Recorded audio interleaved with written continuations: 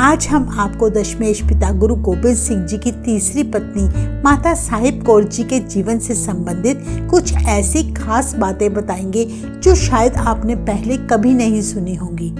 आखिर क्यों गुरुजी ने विवाहित होने के बावजूद भी माता साहिब कौर जी से विवाह किया। साथ ही हम ये भी बताएंगे कि माता साहिब कौर जी को खालसे की माता का दर्जा क्यों दिया गया।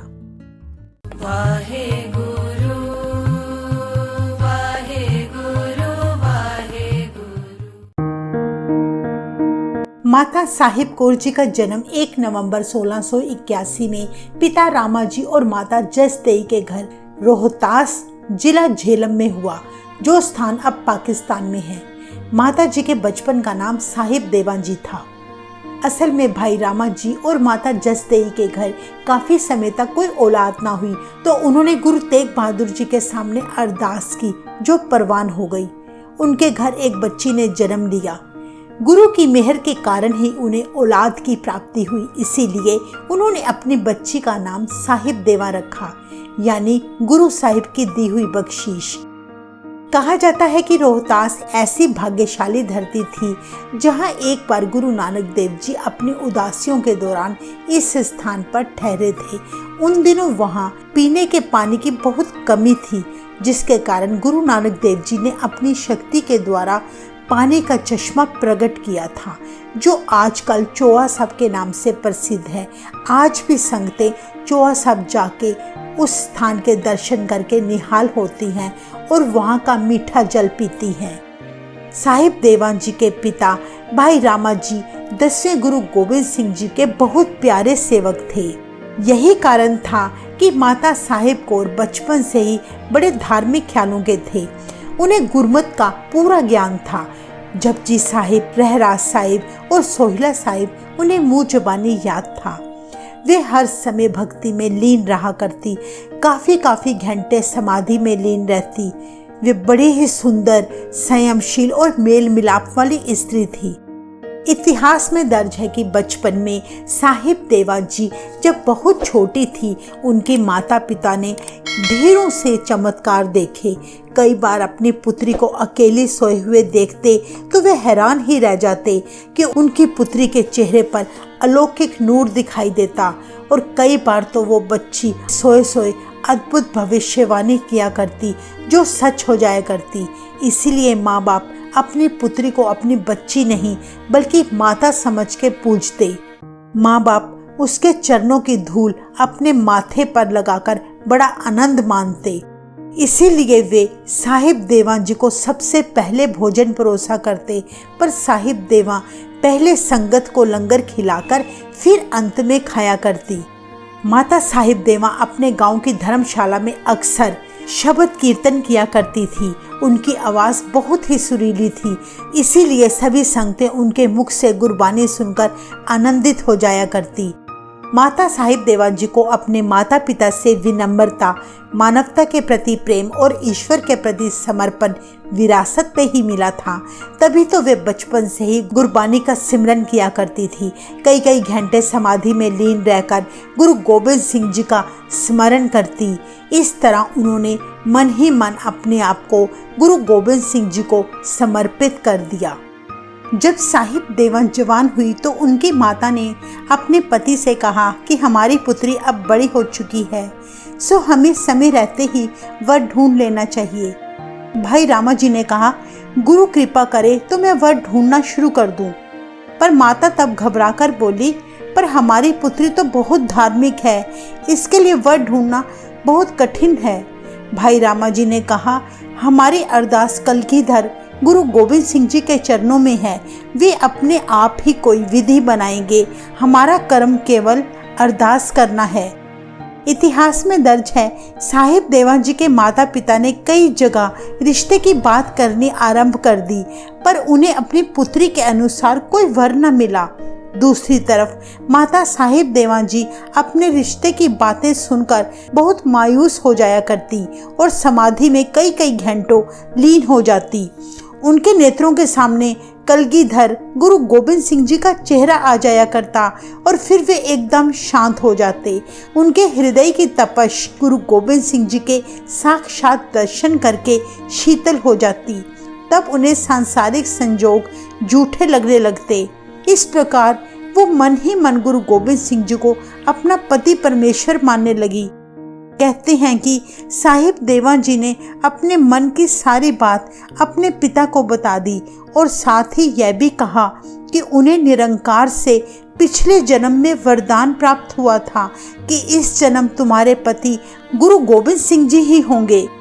साहिब देवा जी ने कहा, पिताजी आप मेरे लिए दुनियावी रिश्ते की तलाश ना करें। मैं दीन दुनिया के मालिक कलगीधर गुरु गोबिंद सिंह जी की अमानत हूँ। मैं इस जीवन में उन्हीं के चरणों की दासी बनना चाहती हूँ। ये सिलसिला तो कई जन्मों से जारी है। अपनी पुत्री के मुख से ऐसी बातें सुनकर भाई रामा जी चुप हो गए और अपनी पुत्री के आगे श्रद्धा से तब सिर झुकाया। गुरु गोबिंद सिंह जी का नाम सुनते ही उनके पिता के मुख से निकला, धन हो श्री दशमेश पिता, आप धन्य हो। उनका हृदय खुशी से झूम उठा कि उनकी पुत्री गुरु गोबिंद सिंह जी की पत्नी बनेगी। इससे अच्छा कर्म और क्या हो सकता है।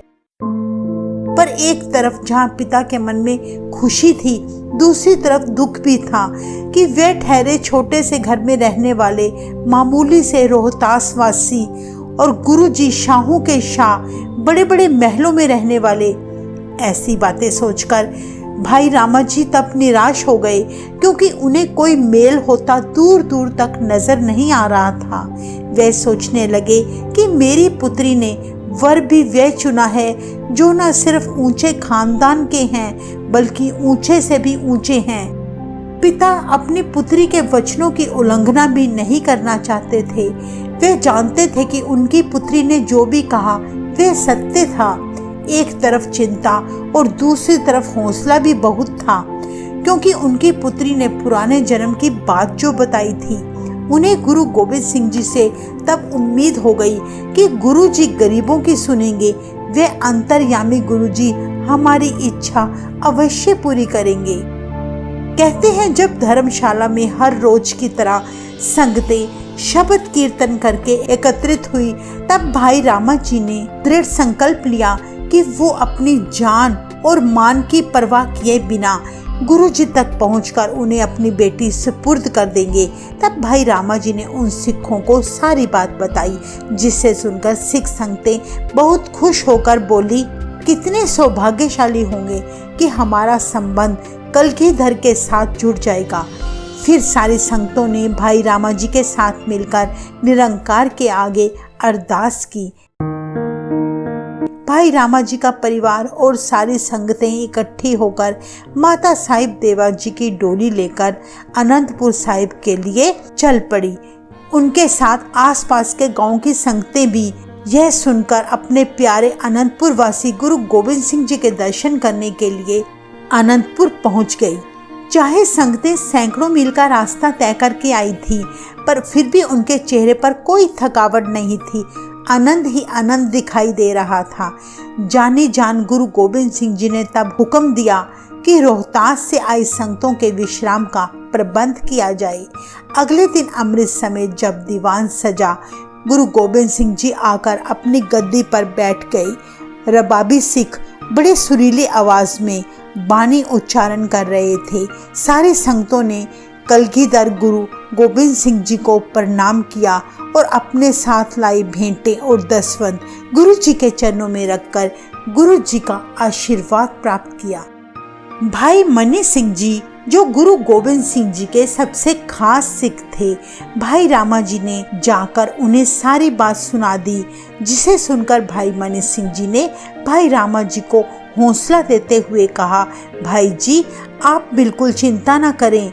ये जो संजोग है बहुत पुराना है। ये तो कोई कुदरती खेल है जो गुरु गोबिंद सिंह जी आप ही रचे बैठे हैं। शायद ये खेल इसी तरह ही होना था। माता साहिब देवा जी की निष्ठा, आप जी की सेवा, संगतों का पवित्र कर्म जरूर परवान होगा। आप केवल अपने गुरु पर भरोसा रखें। भाई मनी सिंह जी के वचनों ने भाई रामा जी और उनकी पत्नी के हौसले को चौगुना कर दिया।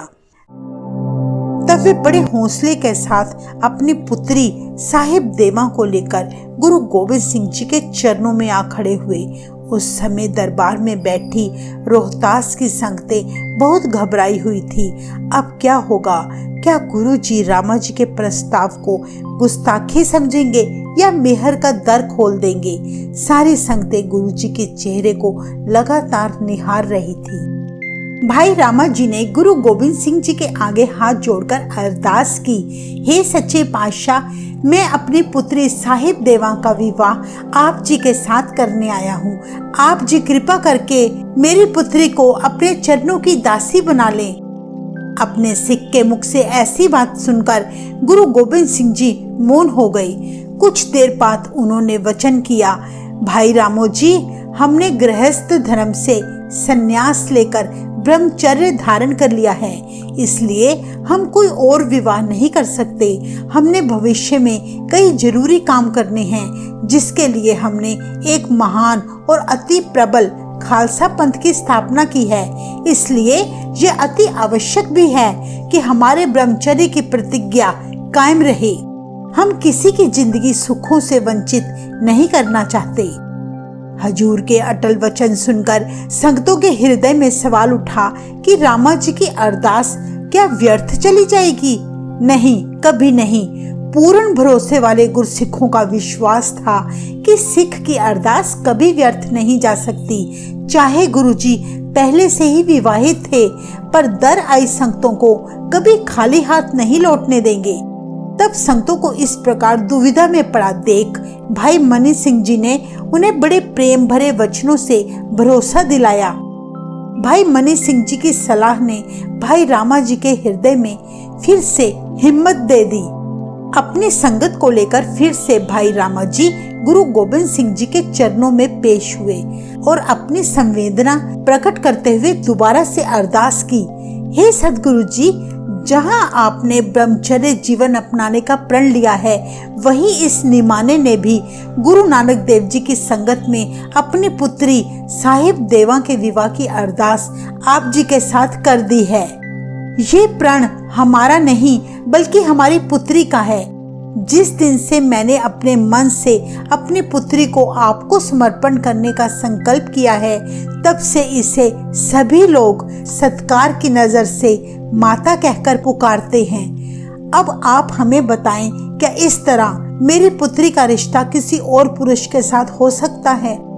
भाई रामा जी ने कहा, हे दाता, ये सब तो आपकी ही लीलाएं हैं, वरना मैं साधारण सा इंसान इतनी महान सोच का मालिक कैसे हो सकता हूँ?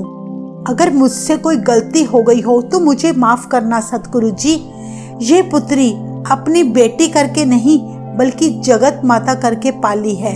अब आपके अलावा इसका और कोई सहारा नहीं है। ये तो अब आपके नाम से जुड़ चुकी है। तभी गुरु गोबिंद सिंह जी ने माता साहिब देवा की ओर देखा, जो अपने नेत्र बंद करके निरंकार के ध्यान में खड़ी थी।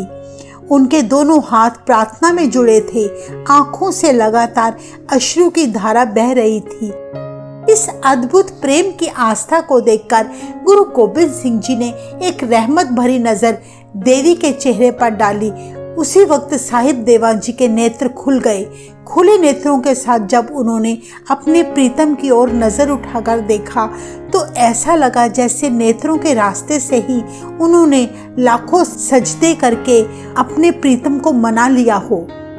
इस प्रकार गुरु जी ने संगतों की विनती सुनकर एक वचन किया, आपकी विनती हम परवान करते हैं। शायद यही अकाल पुरख की रजा है जिसे हम स्वीकार करते हैं, परंतु हमारी ब्रह्मचर्य की प्रतिज्ञा सदा कायम रहेगी। हम इस देवी को कुंवारी पत्नी के रूप में अपने जीवन और महलों में स्थान देते हैं। हमारा इनके साथ संबंध केवल आध्यात्मिक होगा, ना कि शारीरिक। भाई रामा जी, अब आप देवी से पूछ लो कि उन्हें हमारा प्रण परवान है। सुनकर माता देवा जी ने शीश झुका दिया। इतिहास में दर्ज है, गुरु गोबिंद सिंह जी ने तब माता साहिब देवा और उनके पूरे परिवार को अमृत पान कराया। तब से साहिब देवा माता साहिब कौर बन गए। गुरुजी का विवाह माता साहिब कौर जी के साथ संपन्न हुआ। गुरु गोबिंद सिंह जी के विवाह पर उनकी पहली पत्नी माता जीतो जी और माता सुंदरी जी भी उतने ही खुश थे जितनी कि माता साहिब कौर जी। उस समय माता साहिब कौर जी की उम्र 19 वर्ष की थी और गुरु जी की उम्र 34 वर्ष की थी। महल में आकर माता साहिब कौर जी ने अपने मीठे स्वभाव और सहनशीलता के कारण सभी का दिल जीत लिया। दोनों माताएं, माता जीतो जी और माता सुंदरी जी, माता साहिब कौर जी के साथ बहनों जैसा स्नेह किया करती थी। छोटे साहिबजादे बाबा जोरावर सिंह जी और बाबा फतेह सिंह जी की देखरेख माता साहिब कौर ने अपने हाथों में ले ली। वो खुद उन्हें नहलाया करते, शस्त्र सजाते, साथ ही उन्हें बड़ा प्रेम किया करते। माता साहिब कौर हर रोज अमृत समय उठकर स्नान करके गुरबानी सिमरन करते, फिर सारा दिन गुरु घर की सेवा में लगे रहते। माता साहिब कौर जी की केवल यही इच्छा थी कि उन्हें हर सुबह गुरुपति गोबिंद सिंह जी के दर्शन दीदारे हों। असल में माता जी ने यह नियम धारण कर लिया था कि जब तक गुरु जी के दर्शन दीदारे ना होते तो वे भोजन ग्रहण ना करती। इसीलिए गुरु गोबिंद सिंह जी हर रोज माता जी को सुबह दर्शन अवश्य दिया करते थे।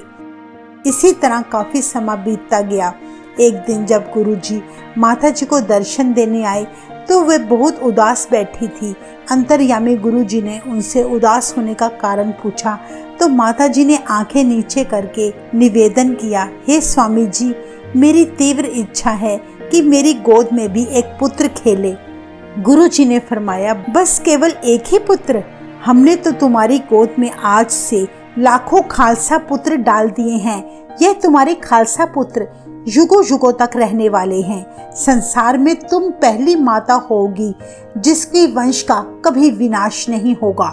कहते हैं तभी से अमृत पान करवाते समय सिखों से कहा जाता है कि अब से आपके पिता गुरु गोबिंद सिंह जी हैं और आपकी माता साहिब कौर जी हैं। इसीलिए माता साहिब कौर जी को खालसे की माता का मान प्राप्त है। माता साहिब कौर जी को जहां खुशियां मिली वहीं पर उन्हें काफी संघर्ष का भी सामना करना पड़ा। विवाह के कुछ महीनों बाद माता जीतो जी सचखंड चले गए। उसके बाद आनंदपुर साहिब का विछोड़ा होने पर सारा परिवार हमेशा के लिए अलग थलग हो गया। गुरु जी ने तब दोनों माताओं सुंदरी जी और माता साहिब कौर जी को भाई मनी सिंह जी और बाबा दीप सिंह जी के साथ दिल्ली रवाना कर दिया। कुछ दिन बाद उन्हें बड़े साहिबजादे की शहादत का पता चला, फिर भी उन्होंने अपने आप को संभाले रखा। गुरु गोबिंद सिंह जी काफी समय मुगलों के साथ युद्ध लड़कर दमदमा साहिब पहुंचे, जहां उन्होंने माताओं को दिल्ली से अपने पास बुला लिया था। उधर आकर माताओं को पता चला कि छोटे साहिबजादे और माता गुजरी जी भी शहीद हो चुके थे। वहां काफी समय रहकर गुरु जी ने श्री गुरु ग्रंथ साहिब जी की रचना करवाई। इतिहास में दर्ज है कि गुरु जी ने नांदेड़ जाने से पहले दोनों माताओं को दिल्ली जाने का तब आदेश दिया, पर दोनों माताओं ने गुरु जी के साथ जाने की विनती की। गुरु जी ने कहा, आप दोनों दिल्ली रहकर संगतों की अगुवाई करो। आप हमारा स्वरूप हो। जो श्रद्धा भाव से आप जी के दर्शन करेगा वो निहाल हो जाएगा। इतना सुनकर माता सुंदरी जी दिल पर पत्थर रखकर दिल्ली जाने के लिए मान गए, परंतु माता साहिब कौर जी ने गुरु जी के साथ नांदेड़ जाने की विनती की।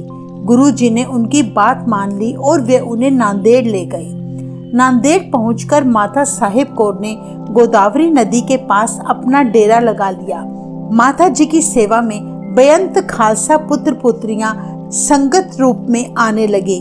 लंगर और कीर्तन हर समय चलता रहता था। माता जी खुद अपने हाथों से उन सब के लिए लंगर तैयार किया करती। माता जी के धार्मिक जीवन से तब स्थानीय संगतों, खास तौर से स्त्रियों पर गहरा प्रभाव पड़ा। इतिहास में दर्ज है, एक दिन माता साहिब कौर जी गोदावरी नदी के किनारे 3 दिन तक समाधि में लीन रहे। संतों ने ढूंढते ढूंढते जब माता जी को समाधि में बैठे देखा तो किसी की हिम्मत ना हुई कि वे उनकी समाधि भंग कर सके। कहते हैं संतों ने तब गुरु गोबिंद सिंह जी के पास जाकर सारी बात बताई तो अंतर्यामी गुरु जी ने कहा, माता जी की समाधि भंग नहीं करना क्योंकि वे अतीत में चले गए हैं। असल में गुरु गोबिंद सिंह जी ने माता साहिब कौर जी को समाधि के रूप में अतीत के साथ साथ भविष्य में होने वाली सारी घटनाएं दिखा दी कि कैसे पिछले जन्मों के संजोगों से हमारा मिलाप हुआ और कैसे अब हमेशा के लिए हमारा बिछोड़ा होने वाला है।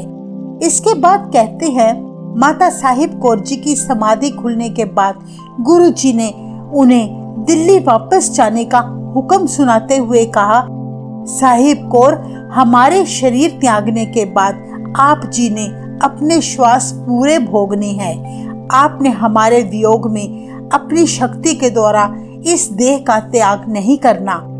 गुरु गोबिंद सिंह जी ने छठे गुरु हरगोबिंद साहिब जी के 5 शस्त्र और 1 मोहर तब माता साहिब कौर जी को देते हुए कहा, इनका सत्कार सहित आपने पूजा करनी है, इनमें से आपको हमारे दर्शन हुआ करेंगे। इतिहास में दर्ज है माता साहिब कौर जी ने कुल 9.25 महीने नांदेड़ में गुरु गोबिंद सिंह जी के साथ समय बिताया। उन्होंने लगभग अपने जीवन के 7 वर्ष गुरु गोबिंद सिंह जी के साथ बिताए। इसके बाद माता जी ने अपने जीवन के कुल 33 वर्ष दिल्ली में बिताए और 66 साल की उम्र में वे 1747 में सचखंड चले गई। दिल्ली के गुरुद्वारा रकाबगंज में आज भी उन शस्त्रों के दर्शन किए जा सकते हैं जो गुरु जी ने माता साहिब कौर जी को दिल्ली जाने के वक्त दिए थे। तो ऐसा था माता साहिब कौर जी का जीवन। अगर आपको यह वीडियो अच्छी लगी तो आप लाइक एंड शेयर जरूर करें। वाहेगुरु जी का खालसा, वाहेगुरु जी की फतेह।